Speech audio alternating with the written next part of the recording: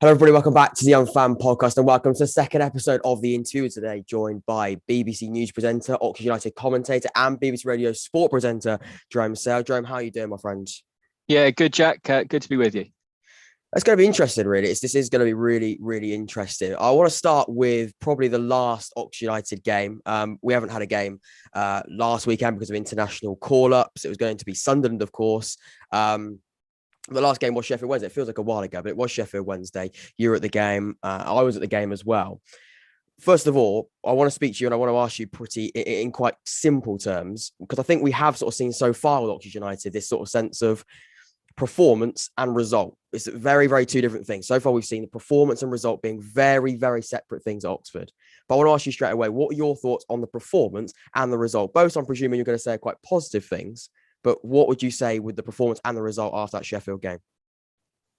I think United have played better this season, if I'm honest with you, but the result was the best result of the season. It on a lot of levels, winning at Sheffield Wednesday, the dramatic way that United won at Sheffield Wednesday, but also the way that was done in front of a huge number of travelling supporters at a big venue. Against a team that ultimately, however they're doing now, are going to be up there at the end of the campaign. Absolutely brilliant. Now that's good any year, but in a time when we've not really had that brilliant away moment for fans to celebrate for, and barely any home moments like that for fans to celebrate for 18 months or more. Absolutely loved it. Yeah, and I want to pick something up on something that you said. I was listening to the Wasn't the Game show, it's a show that I've been on a few times, hopefully gone in a few weeks' time. And I remember listening to it on the way home from Sheffield, much more positive one than the Bolton one I like to listen to, and the Cheltenham one as well. But I remember listening to it, and it was something that you mentioned. I want to ask you again. I want to sort of go into a little bit more detail on something you said, and that was Oxford United look like a team this season that are going to improve week by week. However, our starting position of that improvement is much higher this season compared to previous seasons. Obviously, our ending position in the last two seasons under Karl Robinson specifically have been a playoff final and a playoff semi-final. Yeah. And you mentioned there how you think our starting position is much higher already, and you can see an improvement week by week. Hopefully that's what you meant by that. Hopefully I'm sort of explaining. No, it's exactly. So what I meant by that was, and you can't quite go this time last year because, of course, the season's only really getting going in September last year. Yeah. But at the early part of the last campaign was spent in the bottom half of the table, sometimes in the relegation zone at the bottom of the table. And ultimately, you called it, United got to the playoffs. The year before, it was a slow start and they got to the playoffs. And of course, the year before, it was they managed to do so with losing the not having the last few matches of the year and all the points per game and all the rest of it, which was to their absolute credit. But yeah, you're right. Where we are now with United is that, I don't know about you, you might disagree, but I think week on week, the curve is upwards. The performances are getting, on average, better. They won't consistently get better from one week to the next, but from 1 month to the next, they will. That's the way I feel. You've got a situation where going into the Plymouth game, every single member of the squad is available. I mean, when does that ever happen? So you are going to look at somebody who's really quite a good footballer isn't going to make the substitutes bench in that game. So, that is a position of strength. You feel that, and Karl Robinson said this in the media this week, if United are in contention in January, they'll go again, they'll strengthen further. And I think we can all see positions where you might want to do that. And maybe areas where they've got an abundance of riches just at the moment too. You can't see the future. You can't see what's going to happen. We certainly didn't see last season or the year before turning out in the way that they did. But from where United are, there's a couple of areas within the team that you feel need strengthening still. But in terms of the squad overall, where are they? Just outside the playoff places? Yeah, seventh thing is we didn't play last week and we went up a place, didn't we? So correct, yeah. And I think by the time they play Plymouth, in theory they might be down if Burton have won the night before. But ultimately, just outside the playoff places, it feels like they're on an upward curve. They feel like they've got matches coming up that are winnable. And here's the other thing, Jack. I don't think this league's as strong as many people, including myself, predicted. I think. I remember we spoke about this. We spoke about this. It was the summer special of the Wasn't the Game show. And I remember we had this discussion. We were saying about next season, what do we expect from Oxford United and what do we hope for them? And we were naming the likes of Sheffield Wednesday, the Ipswiches, who have definitely been invested into and definitely strengthened, 100%.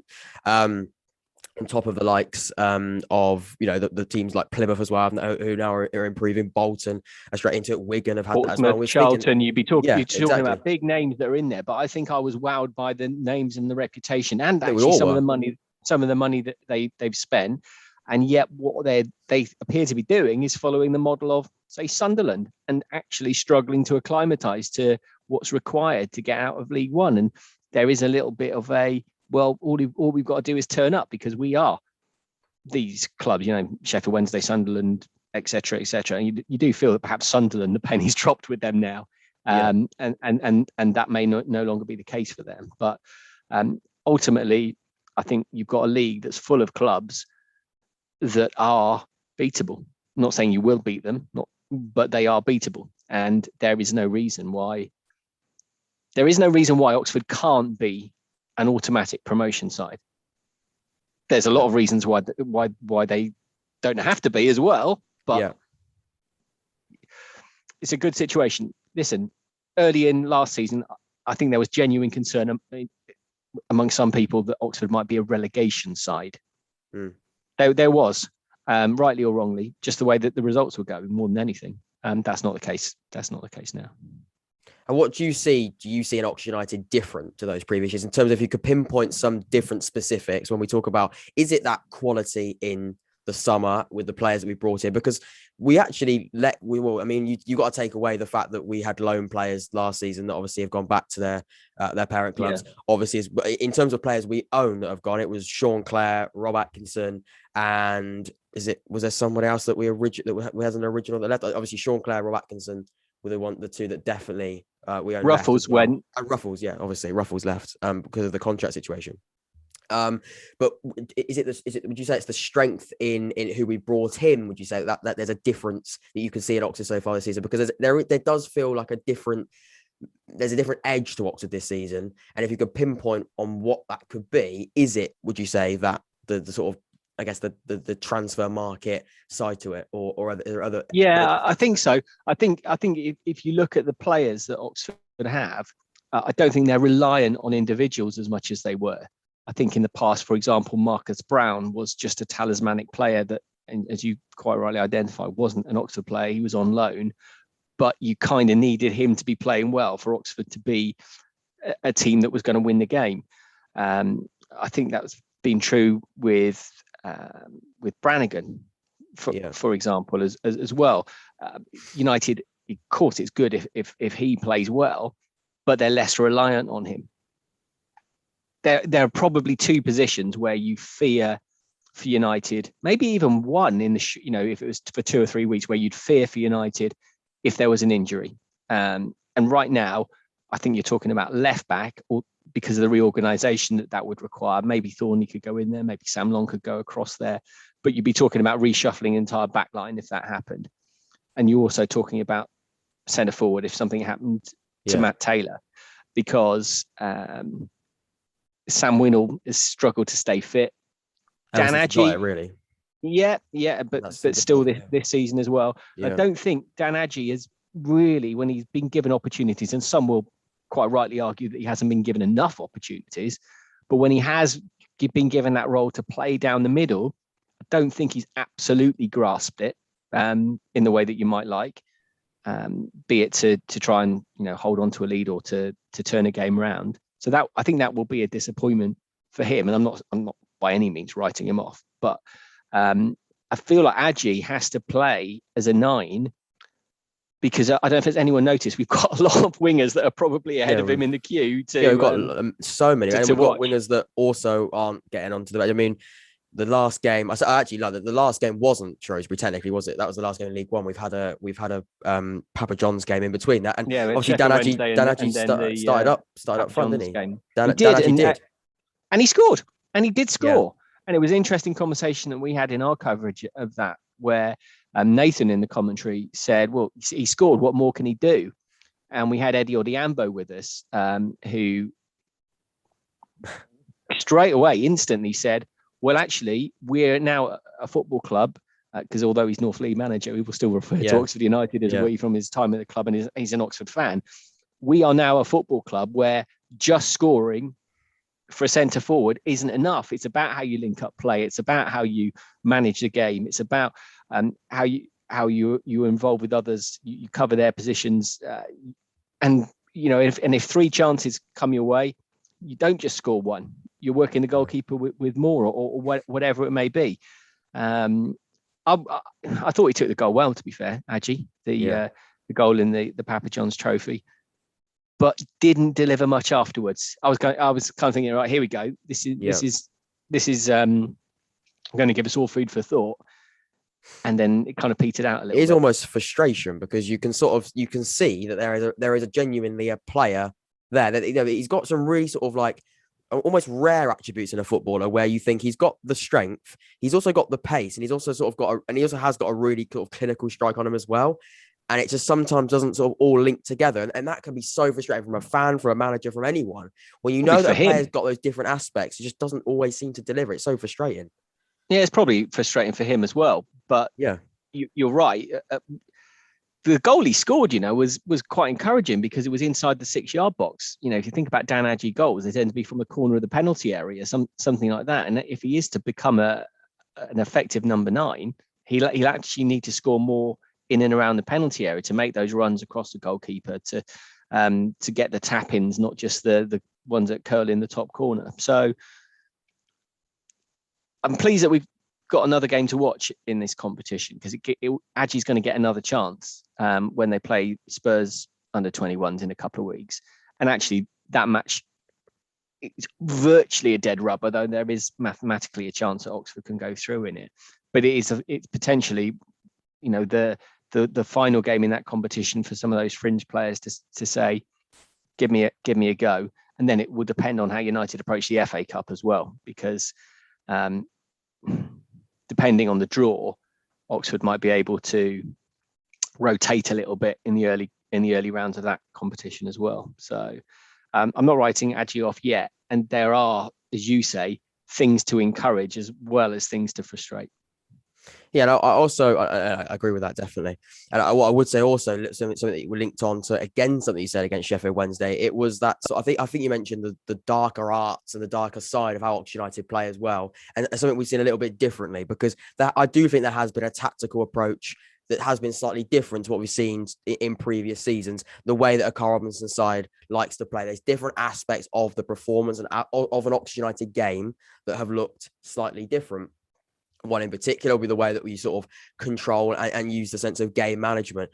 It's a very, very important part of a football game and of a successful team, but we haven't really ever seen that as well as it has been done this season by Oxford United before. And I know you mentioned that after the Sheffield Wednesday game and how well Oxford United actually did that. There have been times when it's been done well this season, but I think you could probably count them on one hand. And I think maybe the Charlton game, it was quite good towards the end of that match. But actually, I think the big difference is the arrival of Herbie Kane on that. If you're going to survive in the Championship and you're not one of the big clubs, you have to be able to manage the game when you get in front. You can't surrender leads like Oxford were doing at the start of the season. And I think Kane is a big, big help for Oxford on that. I also think that, we've used the phrase dark arts, and we've often done it in kind of frustration about what's been done to Oxford at the Kassam by an away team that's taken the lead. This league, it's all to play for, but every advantage needs to be there. And I love the way Oxford play under Karl Robinson. It's great to watch. You know that you're going to see good football, even if you don't see the result that you're after. But football is also about, it's an entertainment business, but it's also about results. And why would you want to play so well get yourself in front, and then not take the 3 points. So being able to manage the game, being able to see out leads, being able to control how much football is played in the way that others have done when they come to the Kassam is a big thing. It's also about fouling at the right time. Now, I really believe that we as a group of football fans need to have a debate about how much we allow, fouls on turnover to go on. But it's happening all the time. And until the rules are changed, perhaps, these mandatory yellow cards are coming. But perhaps you need to, the clear goal scoring opportunity. I don't know if you're talking about sin bins or you're talking about something between a yellow and a red. I think it's hard to go straight to a red for a foul on the halfway line or something like that. But unless and until that happens, there's no point in letting the team stop you doing it and you letting them get away with it. It's sad, but it's naive if you do that. So I think Kane has been a big help with that. It was interesting, I thought, at Sheffield Wednesday that he completely sort of leading the way that it happened. And it was rubbing off on other people as well. With the possible exception of Alex Goran, who by the end was trying to still take free kicks quickly and get the game going, not right at the end when United were 2-1 up. But and actually one or two of his teammates are saying, no, you can't do that. This is not, you don't come to Hillsborough, get yourself in front and then twice and then give it up. So, but I'm pretty sure the good habits that Kane has will rub off. And I also think Oxford need to be realistic. They are not going to get promoted above the Sunderland, Sheffield Wednesdays, Portsmouth, Ipswich, Charltons, Wigans, and all the rest of it if they don't take every advantage that's available to them. Definitely, and that's got to come down to sometimes, like you said there, without the Alex Goran thing, you've got to almost know who you're playing against, where you're playing against, and also how the team are gonna come against that. Because you can see, like you mentioned there, Herbie Kane, also with Herbie Kane as well. He has played at quite a high level compared to the other players as well. He has played for Barnes in the Championship, also at Liverpool, I believe, before that as well. Yeah. So, he knows as well more than a lot of players in that team how important and how significant it is to sometimes it does depend on where you are and who you're playing against. He's also had injuries and he's only 22. I mean, there'll be most of his Oxford teammates will have played more EFL matches than he has, but he's class. That's the bottom line. He's class and it shows. And anyone that was kind of doubting him after kind of easing his way in against Cheltenham, I think that's gone now. I think that's absolutely gone now. The guy really does well, knits United together, and I think there's a lot to like from him, and maybe more to come from him as well, which is fabulous. I mean, I could sit here and pretend like I wasn't one of those that after the Cheltenham game wasn't slightly in doubt with it, because I could sit here now and I've seen the performance like after Sheffield Wednesday in particular and against Gillingham as well. It was fantastic against Gillingham, and I could sit here and say that I was one of those people that was always from the beginning. From Cheltenham, he's only been here a few games. Definitely, really, really encouraged with what I saw. But I think I would be partly lying in the sense that it does also come, and Karl Robinson has done this before when we're ready, we're about to announce a player or a player is certainly coming into the club. He does like to, and I'm sure he'll probably admit it as well. He does build that up to an extent as well, and your expectation then from the fans is then also increased as well, because you're telling these people that this is like you said there, he's a class player and he's a class footballer who will bring, I'm sure, a lot of fantastic quality and already has brought fantastic qualities to this Oxford United side. But of course, you've got a manager in Karl Robinson that is very, very enthusiastic, and that's the best way of putting it, on how he talks about players that maybe could be coming in as well. And that expectation was very, very high up based on what he said, and that sometimes can hinder a player to an extent. I don't think it can. I don't think it can hinder a player too much, and certainly not if the player's okay and not carrying injury or anything like that. Thing about Kane is I don't believe his reputation massively preceded him. He played a bit for Doncaster, he played a bit for Liverpool on the fringes, he played a bit for Barnsley, who paid 1.25 million for him a year ago. But he's struggled with injury, and I don't think Karl Robinson's enthusiasm is admirable, but I don't think it massively rubbed off on fans. I think ultimately what rubs off on fans is his performances in 4 of the 5 games that he's played. And he maybe is, he is the epitome of what I'm talking about. Oxford getting better. They are getting better. And sometimes they'll win games when they haven't played well. Sometimes they'll play well and not win games. But as I say, keep looking for this curve. I think they're getting better. Do you? I definitely think they're getting better. But I would also say as well, there is a real contrast coming back to what I first mentioned about the high performance, because I think it was after the Cheltenham game, and something that was quite worrying about Karl Robinson. I would say as well, before I touch on this, I do 100% back Karl Robinson to the extent that I think he is the manager that can take Oxford United to the next level. I think he is. I do. However, what I would say as well, after that Cheltenham game, something that did worry me slightly was he did, and it was on the show as well. There wasn't the game show. After the game, I think he used the words after the Cheltenham game: high performance, low reward. I believe that was something that he's mentioned a few times, and that did worry me slightly because I was at the Cheltenham game, and you were as well.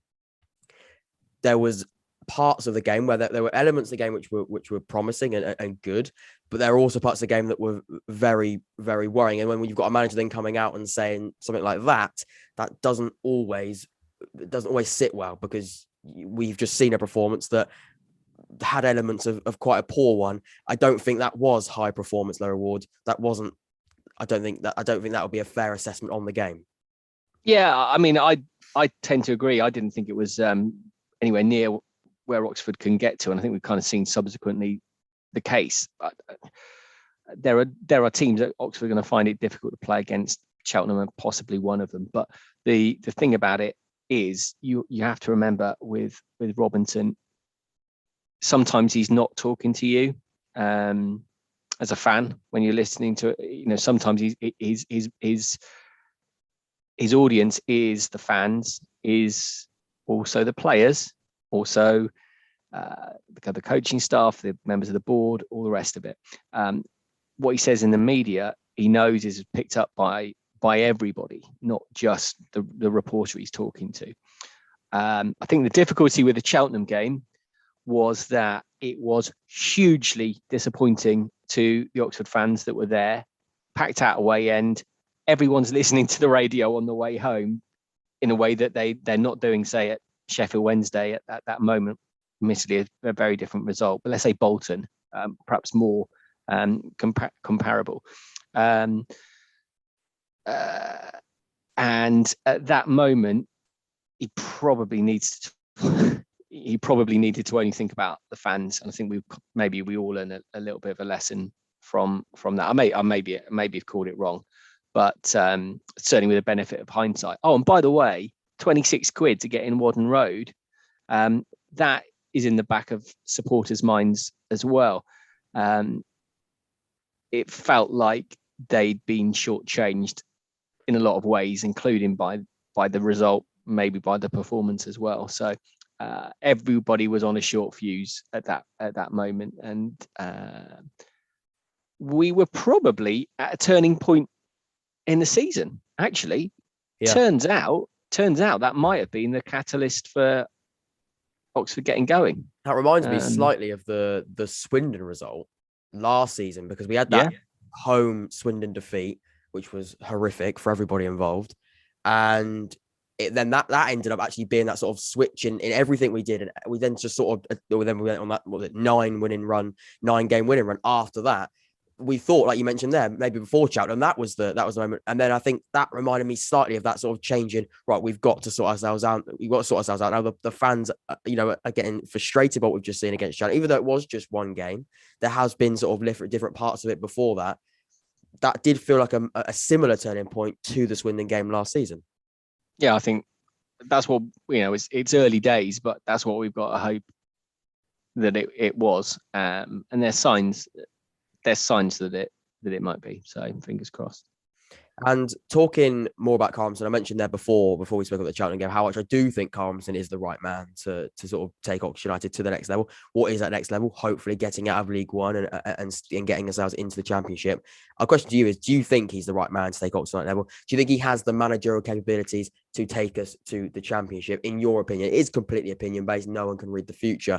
But in terms of what you can see and what we've seen of him is it coming up to, what is it? Is there 2 full seasons? We're only at 3 seasons. Have you had them all together now? 3 years here. How do you see Karl Robinson making that step up? Does he have the ability, do you think, to make that step up with Oxford? Well, he's got Oxford to the playoffs in 2 consecutive seasons. The League One playoffs, by the way. Michael Appleton couldn't do that in the season that he had at Oxford. Pep Clotet wasn't getting near it, was he? So no. I always think with managers, you need to look at their record. Yeah, you also, it's very easy to, and I think almost fans of almost every club can do this. If they get a few bad results and say, well, let's get rid of the manager. It's the go-to, isn't it now? I'd always turn around and say, well, who you getting? Who's better? Who out there is going to come to your football club and be better? I'm not sure I know the answer to that. So I've turned your question on its head a little bit, Jack, but I think you get what I'm saying from it. And that's on pure football terms. That's before you start on where he has got the football club in terms of its place in the community, how he has helped the football club steer the community through the pandemic. I think there's a lot that's gone on that people are proud of. But ultimately, that Karl Robinson's not stupid. He knows that that's a nice to have thing. But ultimately, lose a load of games, and no one is going to save him from the sack if they're in the relegation zone, because he did really good work during the pandemic and helped people with their mental health, and called fans, and for us, helped out with our Kit Out the Nation appeal and all those kind of things. They're all really nice things that prove that he's a good bloke, but he knows that that's just on the periphery. And it's a result of business matches, as well, isn't it? So, correct. Yeah.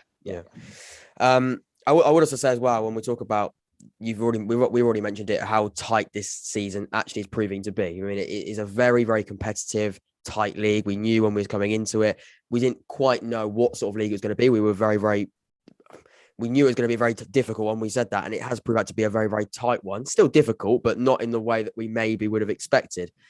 There's teams, like I said, Charlton are struggling at the moment. I'm sure that they'll admit that. Ipswich maybe haven't had the starts of the season that they would have intended. Where do you see Oxford United compared to where you thought you would see Oxford? Are they lining up with your, I guess, predictions of where they are? Or are they exceeding expectations? Are they below them? Because I think if you ask an Ipswich fan, they're definitely not reaching the expectations they would be. Same with Charlton. With Oxford, how do you think that is? It's a good question. I hadn't actually considered where I thought Oxford might be. I suppose as you go through the summer, you start to think about it. They were placed quite short price by the bookies early on as the team that were one of the 3 teams that didn't make it in the playoffs, and were beaten by the eventual winners. I thought the signing of Gavin White would probably got me to think that Oxford are, definitely going to be in and around it. Interestingly, and there's another reason to be optimistic. I don't think we've seen what Gavin White can deliver this year. No, not yet. And yet Oxford still find themselves on the fringes of the playoff places. So yeah, I think maybe it's kind of part from, but equally, that Oxford have been slow starters. So, and also you really can't tell what the opposition going to be like. So yeah, I think this is kind of par. I do. But now we're here. You kind of feel like you want to see them kick on and go, certainly get top 6 again at the end of the season. And if they do get top 6 again, you'd like to think then playoff know-how would come to the fore. But you still don't know who you're going to play, what the lie of the land is, how injuries are going to develop and all the rest of it. But I think any position is possible now, except, you'd like to think now not bottom six. Yeah, you'd hope that a promotion push is something that we'd be looking for. Yeah. One thing I would also say as well is it has proven to be a really, really tight league so far. Who do you think? And nobody's saying it won't be Oxford United. And I don't know what you're like when it comes to predictions. I'm quite reserved sometimes when I'm predicting Oxford, but what you've seen so far, and as you mentioned right at the beginning about the sense of we're in a better starting position and we're improving week by week, and I think we can all see that. Does that mean that if our starting position was lower and has been lower, does that mean our ending position is higher? And if it was top 6 the previous 2 years, is that, I mean, theoretically? Yeah, I mean, I'll answer your question. I really hate predictions, and I think the reason we all love football is that we can't absolutely predict with any certainty. If we knew that where Oxford were going to finish, it'd be boring, wouldn't it? And who predicted Wycombe going up, or a couple of years ago, or Leicester winning the league, etc. So when on the radios, if you ever hear a presenter doing a two-way with me at the ground, and they say, "Oh, what's the result going to be?" I mean, that drives me potty, because you don't know what the result's going to be. The whole point of sometimes of football is it's that excitement. If you knew the result, we wouldn't watch it as that entertainment business. And our ACCAs would come in every well, not yours, Jack, because you're too young, but those of us that aren't, our ACCAs would come in every week, and we'd be, we wouldn't need to work for a living. So that's the beauty of football. You'll always get let down by a result. You'll always be positively surprised by a result. So yeah, I'm not going to predict where I think Oxford will be any more than I could predict what they were doing on Saturday against Plymouth, because what you have to look at is trends. And Oxford, in my opinion, Oxford are trending upwards at the moment, and I'll take that. I'm happy with that. Yeah, no, we'll touch on. I want to move on a little bit in a second, talk about the takeover, and I'm sure that'll be something that we're all really excited to talk about, because it hasn't been spoken about enough, I don't think, by a lot of Oxford United fans. And we will come on to that. But one thing I would like to quickly talk about before that is the Plymouth game a little bit more in particular, like a really sort of quick fire preview on Plymouth and what we should almost expect from the game, because they're top of the league. If I'm not wrong, I believe They are current league leaders. They're going to be an extremely difficult game. Would you have said that 2 weeks ago? As in, it'll be an extremely difficult game. When you were looking at the fixtures and you saw Plymouth and Shrewsbury at home, and it was 2 or 3 weeks down the line, were you thinking, "Oh, one of those games is really difficult"? Not in the sense I am now. I think it would be. I think it would be, and that answers your question. No, doesn't it? But I think I'd say not in the way it is now. I think we've proven we've had Gillingham at home this season. We've drawn 1-1. We had 27 shots on target, and we drew the game 1-1. So I think a lot of people maybe expected that to be not an easier game, but a game that we should be winning. We've now got Plymouth, who are league leaders. No game in this league, we've already said, is going to be an easy game of football. We know that. Correct. But Plymouth are clearly doing something very, very right, and they're going to be a side that's going to be, I don't know, I mean, they've sold out, but they've sold out the away end. It's going to be an amazing atmosphere. It's going to be such a difficult, hard game. We know that, but isn't every game in this league going to be like that? So here's the thing with Plymouth. I mean, I think I'm right in saying it is usually the case, and I believe it is this year, that while Plymouth will serve to be probably the second longest trip that Oxford will make this season, it is the second closest game that Plymouth will have this season. Cheltenham, for them, being slightly closer. So, the away end selling out, you'd think, given it's like the second closest game, it was going to do that, probably, even if they were top half, never mind top of the table. From what I gather, they're a team that counterattacks quite a lot. They'll give Oxford all the possession. So it will be what Oxford do with the possession. And we've seen, I think, increasingly in football, and certainly in League One, and certainly in Oxford United games, that possession stats don't necessarily lead to results. So I think the first goal is going to be crucial, because that means that Plymouth would then have to come out of their shell. And they are dangerous, by the way, when they do that. But they've got some equally, amazing players going forward. We've seen this season. Hardy's a standout player that a lot of people mention. He's a player, when you mention how they want to play on the break, he's got the pace, the clinical edge, and the composure. That don't rule out Jepcott either, who scored a lot of goals last year, and still young and still with a lot to give. I think that what will be interesting from United's point of view is whether they can be patient, because I think the temptation might be, and fans can think about this as well, is because they've got the ball, they really need to start taking risks, and when you do that, that's when you potentially leave the door open for the quick counter. It's going to be interesting for things like Thornley and Moore, how they set up, if assuming they're the centre back pairings, because you could see a situation where Seddon in particular is loving bombing on at the moment. Probably with United getting a lot of the ball, will do that anyway. Maybe Sam Long, assuming he's right back, not so much. But if Oxford overcommit going forward, they may well get punished defensively. I think also the team selection will be interesting, because it was interesting that Sheffield Wednesday, the result came with Kane and Gorin in the side, and that was kind of forced on United a little bit because of the injuries and the COVID that was in the camp overnight into that game. But the two holding midfielders, on the face of it, looks quite defensive, but it might be, and particularly if you're going to get a lot of the ball, so it's going to be really interesting whether Robinson decides whether he wants to go with Gorin in the team or not. I think that could be key. I personally don't even know what I would do, so I couldn't be critical either way of how he approached it. I think you just got to make a decision and back yourself with it. And there are kind of echoes of the England team, aren't there, with the holding midfielders being dispatched in the Hungary game, and yet ultimately England weren't able to get the result that they wanted, even though on the strength of it they were more offensive than they had been, say, in the Euros, when you had Rice and Phillips carving it up in the midfield. So would you say that it is almost a case of Gorin or Kane, or is it a case of Brannigan, Kane, Gorin, or is it it's difficult because that combination of three, because then you're bringing in the mix of Henry and Sykes as well. So is it that is it a case of Henry or Gorin, would you say then? Kane and Gorin. Or Gorin in that holding. Well, it is. Yeah, your question is right. Is it and, or is it and or? Because I think you might want to, if you're giving Plymouth respect, and you might say undue respect. I don't know. No, I'm not wrong. We played both of them against Sheffield Wednesday together, didn't we?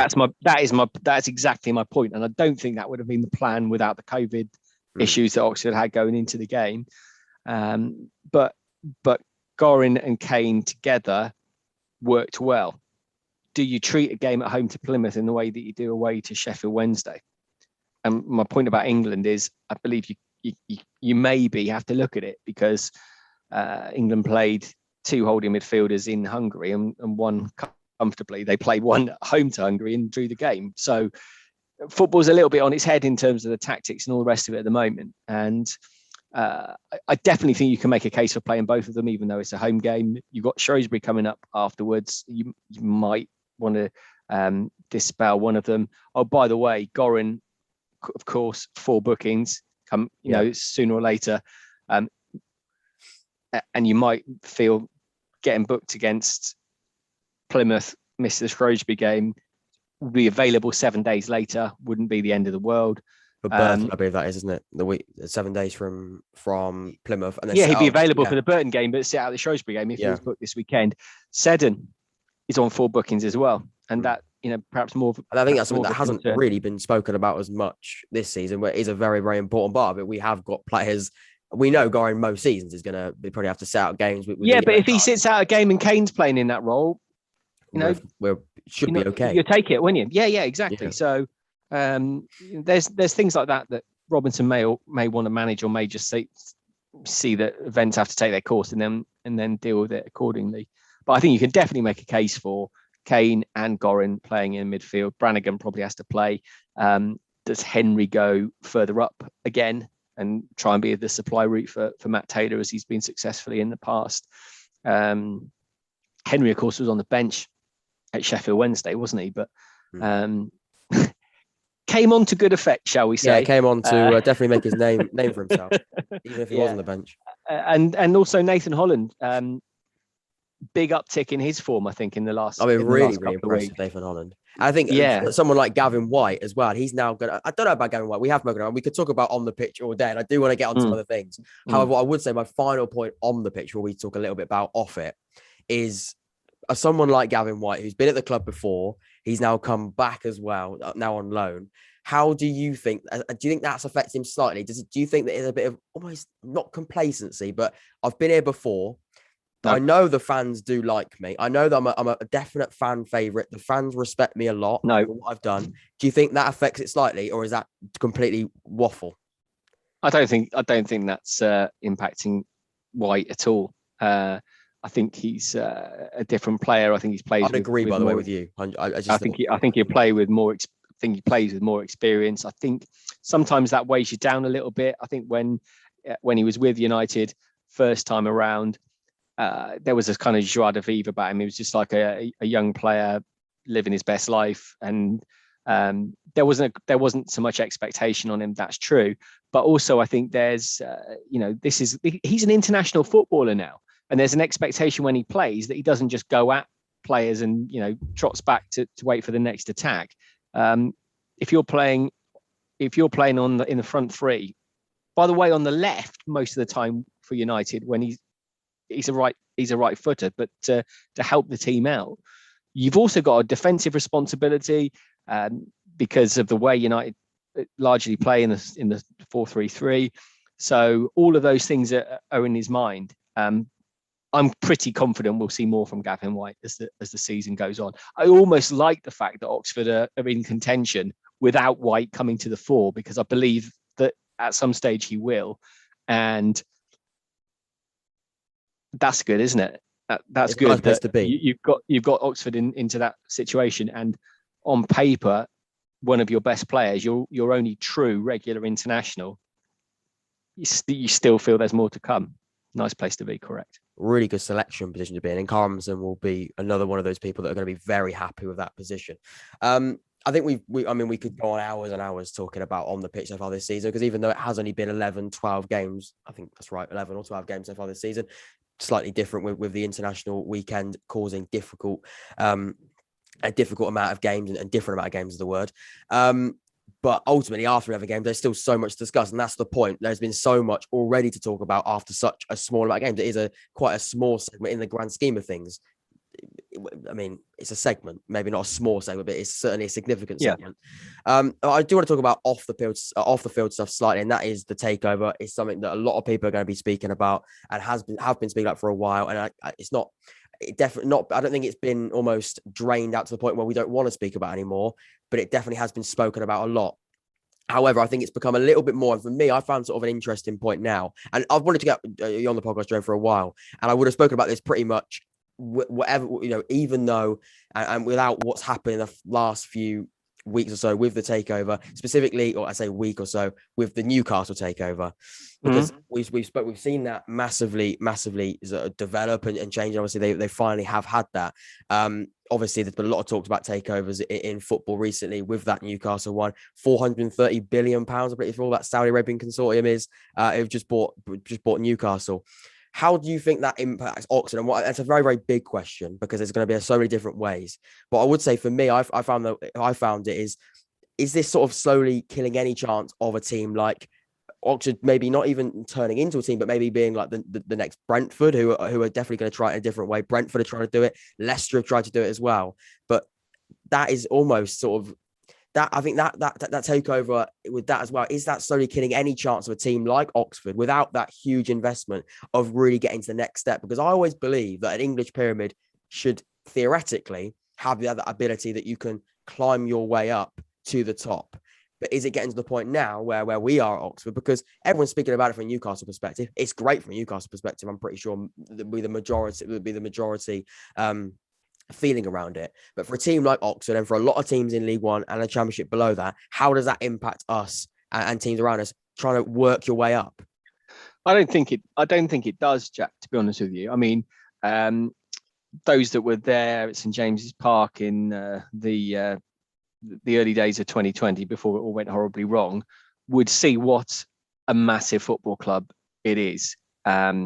You're talking about getting around 50,000 people every week at a club that's won nothing since 1969, and that was the Fairs Cup. You won't even remember the Fairs Cup existing. They previously an FA Cup in the 50s. This is what we're talking about. Yet the magnitude of the support within the area of the Northeast doesn't, you can't reconcile it. What Newcastle are is a club that's massively underachieving. What the Takeover does is take them from massively underachieving to give them the chance to compete at a level they really should be competing at. They should be competing with Liverpool, Manchester United, but certainly Chelsea, Man City. The two clubs that competed in the Champions League final last year, Manchester City and Chelsea. In my lifetime, in fact, in my time covering Oxford United for Radio Oxford, I've seen Oxford win at Stamford Bridge in front of not very many supporters, 10,000 maybe. I've seen Oxford win at Manchester City regularly, in front of a few more than that. They're not superstar clubs. In many respects, Newcastle should have been at their level and then some for quite a long time. But by the way, I've seen Oxford play at Newcastle in front of 10,000. But the game was abandoned, so the attendance never stood. That was a long journey home for a game that didn't end. But I digress. They are a huge club, and it won't change Oxford getting into the Championship. No chance. It won't actually change Oxford's ability to get into the Premier League and to do a Brentford, to do a Swansea, a Bournemouth. It's happening. Watford, it's happening at Norwich. Even it's there.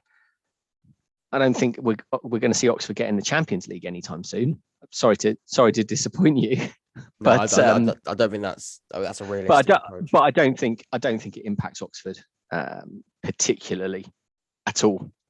What impacts Oxford more is the clubs slightly further down with, the big money falling out of the Premier League and then falling down again. So when you end up with clubs in League One that are on parachute payments still, it's only because they also end up seemingly in such a financial mess that the parachute payments don't mean they just walk League One. But that impacts Oxford. That impacts Oxford more. I would say, and by the way, at the moment, you've got a sustainable football club in Oxford.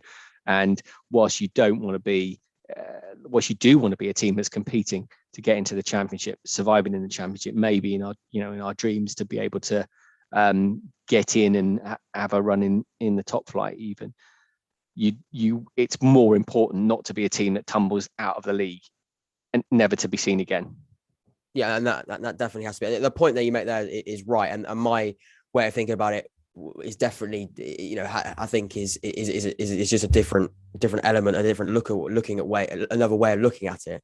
However, what I would say,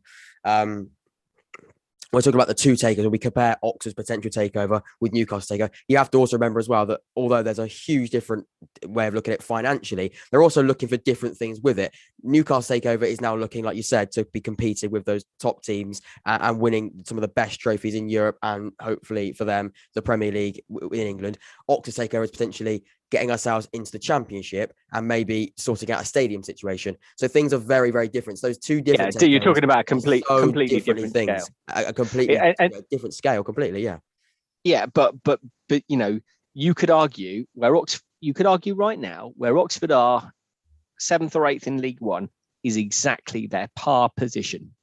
It's where if you drew up a list of clubs based on size of support, history, blah blah blah, Oxford would be round about where they are. They used to yo-yo for a long time, Oxford, in those sorts of things between the top end of League One as it is now and the bottom end of the Championship. When they were in the Championship, Oxford, the trips to Hillsborough that Oxford had a couple of weeks ago, that was like every week. And when Oxford won there, it felt like a cup win, a bit like it did last week as well. So you're looking to elevate Oxford to a position where winning in the Championship isn't a surprise, but it is still at the moment. So what I'm saying is, for Oxford to get into a position where they're competing at the top end of the Championship, they'd be batting above their average, punching above their weight, whatever kind of sporting analogy you want to use. But that's not to say that it can't happen, because Bournemouth, I would argue, is a smaller club than Oxford, and they've been able to get themselves into that situation. And also, I kind of feel like we're owed, because we've served our time in the conference and in League Two, and batting beneath our average as well. And we've got now to par, and there's no reason why we can't use the momentum to get higher. I think, bizarrely, Newcastle in the Champions League is less of a situation where they're punching above the weight than it would be for Oxford to be trying to get into the Premier League. Yeah, definitely. And like you said there, it's completely different. You can't even compare. But the only thing you can say that similarity is we're both, well, one's just completing the takeover. One hopefully is in the process of completing one soon. Is it hopefully? Are we all in agreement that this will be a positive takeover for Oxford? Because not every takeover is a positive one, is it? Let's be honest. Yeah, it's not always positive. Proof of the pudding is always in the eating. And I think you never really know until the person who's been the owner leaves the club. What state do they get it in? What state do they leave it in? Sometimes you don't even actually know until sometime afterwards. Yeah, when the next person's done either a better or worse job than the previous one. Yeah, exactly. Or things that you weren't aware of come to the fore, or whatever it may be. So I mean, it's hard to prejudge what anything will be like. What's encouraging, I think, is that you'd be talking about continuation. You're talking about people who would be coming to the fore who have already been with the club. So you would like to think they get what the club is about. And I'm talking about the city, the county, the fans, the players, its situation within England, its situation, but also where the possibilities lie, where the untapped joy could be, the untapped resources could be. That we've heard quite a lot about since Tiger came in, about Oxford being a global brand name. That's easy to say. It's another thing to actually make something of it. It's easy to say it's a global brand name, and they would take ownership of a football club from a city that people have heard of. It's not like buying Barnsley, even though they're a Championship club. But are these the people, and they may well be, are these the people that actually finally, without disrupting what's already here now, that community that I'm talking about, that's here now, are these the people that actually can also then go and say, right, we can make something of this global brand name as well? And I've talked about this a lot, Jack, that Oxford as a city and Oxfordshire need some facilities that are worthy of that name, worthy of that reputation, international class facilities. And if Oxford United does what I think it could do or should do, it is part of the provision of that. So finally, we get a sports arena that's international class that could serve the city community, maybe the university. I don't know. I'm not telling you that this is what the plans are. I'm just telling you this is what I think there's an opportunity to do. That links well with the communication system, that taps into the railways, that taps into the motorways, that means that the biggest pop stars want to come and play that ground, or an associated arena or whatever it is. That maybe Oxford can have a top flight ice hockey team, not just a third. So we stop just being a third tier city within the UK and start living up to the international reputation. And my hope would be that these people who, from what I can tell, from the limited research that I can do, have got the wherewithal and the experience of big clubs, big international clubs. Can they take not just Oxford to the next level, Oxford United to the next level, but take the city and the county there as well? Yeah, I think it's spot on. I think that's the best way to grab it, because we can't look really anymore on the takeover until, like you said, it is complete. And when that is, we believe it's close, we believe it's imminent. We'll have to just wait and see. But something that I've finally like to speak on and touch on is that a little bit completely sort of not different, but a little bit on yourself and a bit of an insight of being a football and specifically Oxford United commentator. And what that really holds. What is that preparation like ahead of a match day? My first question, in terms of the research and getting ready and preparing for a game of football. What is that preparation like for you?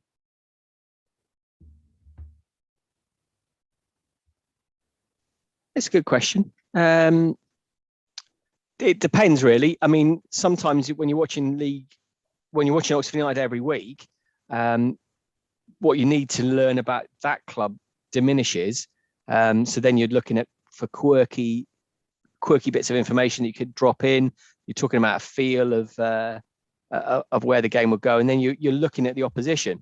If a team has just come down out of the Championship, funny enough, I had to do quite a lot of work with Sheffield Wednesday because I hadn't seen them play for forever. It's been a long time since Oxford played Sheffield Wednesday. Plymouth will be slightly less so. What I would say as well, and something I want to speak about, is the most challenging part of commentary, because it can't always be easy. It can't always be you're there, you're ready, you're about to start, and it's plain sailing. There must be aspects of commentary where you sit there and go, this is quite a difficult game to commentate over. And there's aspects of this game where let's just hope this 90 minutes of football maybe quicken up slightly, because I'm struggling here. Well, obviously, games where particularly Oxford are, losing heavily and the game is over as a contest, that can be quite difficult. I think also we were really discovered during the pandemic, games without fans, really hard. So actually, I should have been more aware of it, but I kind of thought it was about the matches not mattering, but it wasn't.